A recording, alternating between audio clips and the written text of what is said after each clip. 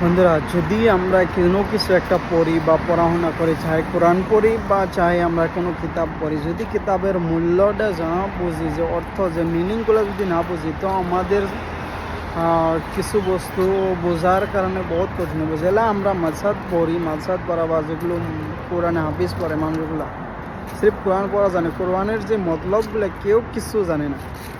এটা জানা জরুরি আমার হিসাবে। যে মাদ্রাসাগুলো না নিয়েছে আমার এখন আমাদের মুসলমানদের এমনিই বদনাম কি মাদ্রাসায় পড়া মানুষ ভালো না, কিন্তু মাদ্রাসায় যদি অ্যাড করে দেওয়া হয়, যে ওটার মিনিং যদি অ্যাড করে দেয়, হাফিজ পড়াও, যদি সকালবেলা হাফিজ পড়ানো, সন্ধ্যাবেলায় ওটার মিনিং পড়ানো জরুরি।